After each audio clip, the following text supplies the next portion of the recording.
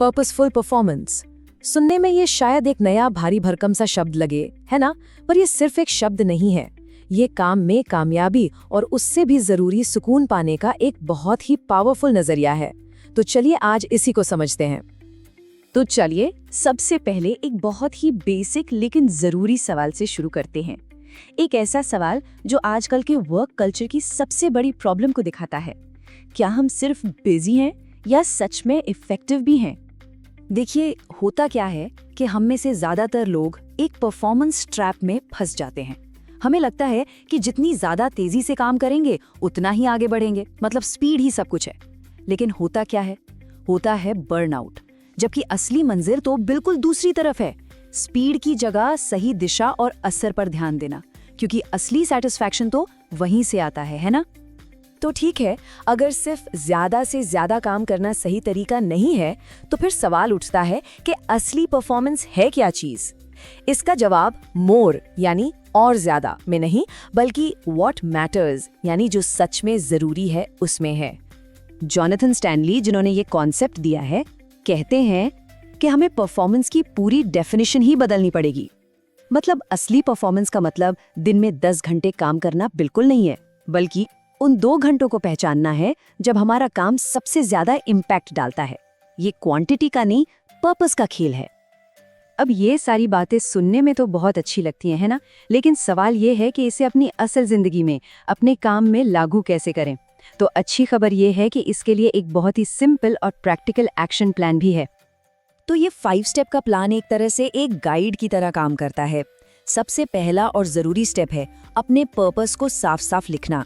एक बार ये क्यों क्लियर हो गया, तो फिर हर काम को इसी कसौटी पर परखा जाता है कि क्या ये काम मेरे बड़े पर्पस में मदद कर रहा है। इसके बाद उन कामों को प्रायोरिटी दी जाती है जो सबसे ज्यादा इम्पैक्ट डालते हैं। और फिर सिर्फ ये नहीं गिना जाता कि कितने घंटे काम किया, बल्कि ये देखा जाता है कि उस काम का नतीजा क्या निकला।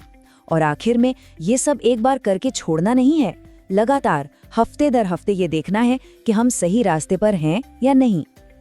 और जॉनथन स्टैनली का ये क्वोट इस पूरी सोच का निचोड़ है। समझिए, ये काम करने के तरीके में कोई छोटा मोटा सुधार नहीं है।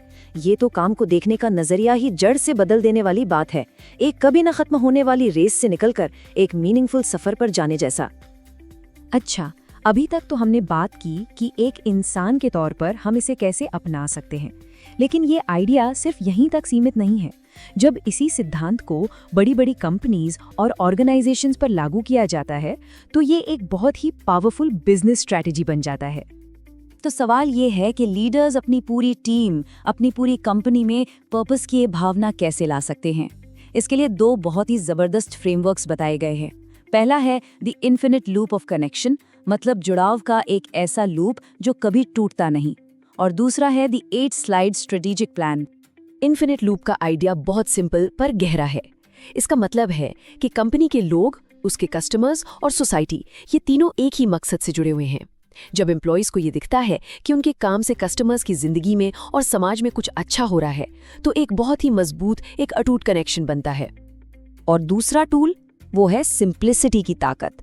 सोचिए, 100 पन्नों की भारी भरकम स्ट्रैटेजी रिपोर्ट्स की जगह सिर्फ 8 स्लाइड्स का एक प्लान। एक ऐसा प्लान जो पूरी कंपनी को, हर एक इंसान को एक ही पेज पर ले आता है। हमारा मकसद क्या है, हमारे वैल्यूज क्या है और कामयाबी हमारे लिए कैसी दिखती है, सब कुछ एकदम क्रिस्टल क्लियर। ये जो सोच में बदलाव है ना, वो सबसे ज्यादा इस बात में दिखता है कि कंपनियां अपने कस्टमर्स से कैसे जुड़ती हैं। देखिए, पुराना तरीका था फीचर्स गिनाने का, हमारा प्रोडक्ट ये करता है, वो करता है। लेकिन नया तरीका है फीलिंग्स पर फोकस करने का। हमारा काम आपको कैसा महसूस कराता है। ये सिर्फ एक सर्विस बेचना नहीं है, ये तो एक कहानी सुनाना है जिससे एक इमोशनल कनेक्शन बनता है। लेकिन एक मिनट, ये सारी बातें आज के समय में अचानक इतनी जरूरी क्यों हो गई हैं? ऐसा क्या बदल गया है? वजह यह है कि बिजनेस करने के जो पुराने नियम थे वो अब बदल रहे हैं पूरी तरह से। आज बिजनेस की दुनिया को 3 बड़ी ताकतें मिलकर बदल रही हैं। पहली, एम्प्लॉइज, वो अब सिर्फ एक पेचेक नहीं चाहते, वो अपने काम में मीनिंग ढूंढ रहे हैं। दूसरी, कस्टमर्स, वो सिर्फ एक प्रोडक्ट नहीं खरीद रहे, वो कंपनी के वैल्यूज के साथ जुड़ना चाहते हैं।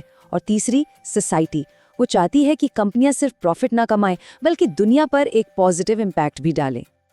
तो इसका मतलब बिल्कुल साफ है, जो भी ऑर्गेनाइजेशन इस पर्पस वाली बात को नज़रअंदाज करेगी वो इस नई दौड़ में बहुत पीछे रह जाएगी। और बात सिर्फ पीछे रहने की नहीं है, वो अपना सबसे अच्छा टैलेंट खो देगी और मार्केट में अपनी रेपुटेशन भी दांव पर लगा देगी। तो आखिर में ये पूरी बातचीत एक छोटे से लेकिन बहुत पावरफुल सवाल पर आकर खत्म होती है। एक सवाल जो हम सब खुद से पूछ सकते हैं, इस हफ्ते ऐसा कौन सा एक काम है जिसे छोड़ा जा सकता है ताकि उस काम के लिए जगह बन सके जो सच में दिल से मायने रखता है।